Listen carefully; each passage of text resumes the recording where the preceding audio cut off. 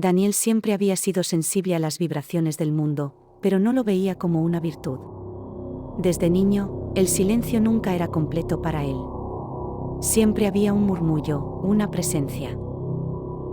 Con el paso de los años, esas sensaciones solo se intensificaron, hasta convertirse en una opresión constante. La oscuridad lo perseguía, pero él, convencido de que su paranoia era solo eso, se aferraba a la lógica.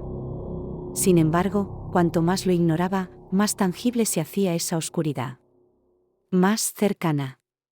Más familiar. Las primeras señales llegaron en lugares conocidos: su casa, la calle por la que había caminado toda su vida, la cafetería de siempre.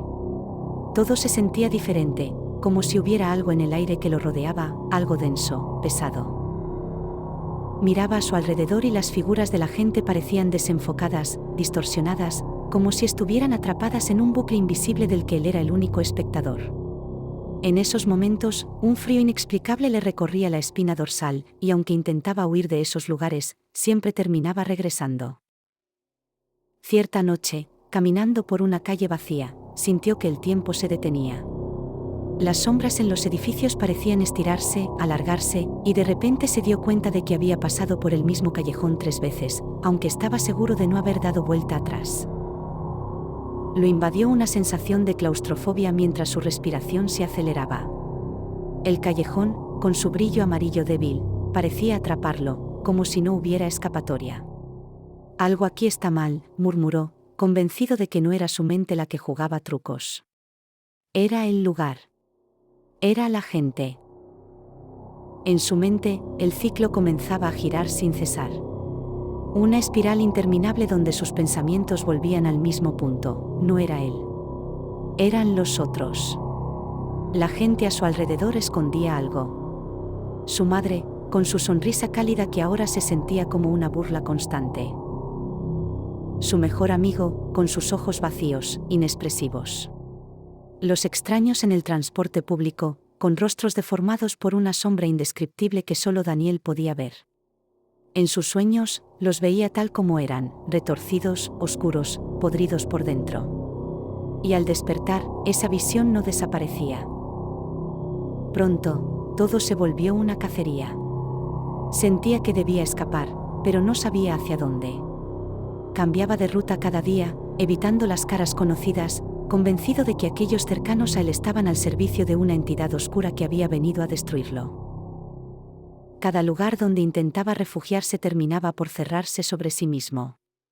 Los mismos rostros lo miraban, en los mismos lugares, una y otra vez, como si el mundo estuviera atrapado en un ciclo diseñado para llevarlo a la locura. Pero no era locura, no. Era la verdad. La gota final cayó cuando asistió a una reunión familiar. Lo habían invitado para celebrar el cumpleaños de su padre, y Daniel, ya paranoico, dudó en asistir. Pero la insistencia fue tanta que no pudo evitarlo. Al llegar, el ambiente era irreal. Las voces de sus familiares eran ecos, retumbando en su cabeza como un ruido de fondo inquietante. Sus miradas, vacías, lo seguían mientras caminaba por la casa que conocía desde siempre. Todo parecía falso. Como un escenario montado. Y entonces, sucedió. El reloj marcó las 8 de la noche. Un viento frío barrió la sala, y la luz parpadeó. En ese breve momento, vio lo que había temido todo ese tiempo: sus padres, sus hermanos, sus amigos, todos ellos se transformaron. Sus rostros se alargaron, sus ojos se tornaron negros, carentes de vida, y sus sonrisas se torcieron en algo monstruoso. Daniel sintió el aire escapar de sus pulmones mientras los veía mirarlo, esos demonios que ahora se mostraban en toda su monstruosidad. Pero lo peor no fue lo que vio en ellos. Corrió al baño, desesperado, su cuerpo temblando mientras cerraba la puerta detrás de él. Apoyado contra la pared, con el corazón latiendo tan fuerte que parecía que su pecho explotaría, miró el espejo, buscando algo que lo reconfortara. Un destello de normalidad. Pero el espejo solo le devolvió una mirada oscura, ajena. No era su reflejo. Era otra cosa. Los ojos negros lo miraban con una familiaridad aterradora. Y esa sonrisa grotesca, burlona, no podía ser suya. pero lo era. De repente, un eco resonó en su mente. La voz no era suya, pero hablaba desde lo profundo de su ser. «Has estado buscando en el lugar equivocado», susurraba. «¿Acaso no lo sabías? Tú eres el origen. El ciclo comienza y termina contigo». Daniel sintió como el suelo desaparecía bajo sus pies mientras el reflejo en el espejo se distorsionaba, transformándose en algo oscuro y etéreo. Era él, pero no lo era. Y entonces, la verdad lo golpeó con la fuerza de 1000 tormentas. Él había sido el demonio todo el tiempo. Cada lugar que había visitado, cada rostro deformado, cada bucle de tiempo, todo había sido un reflejo de su propia oscuridad.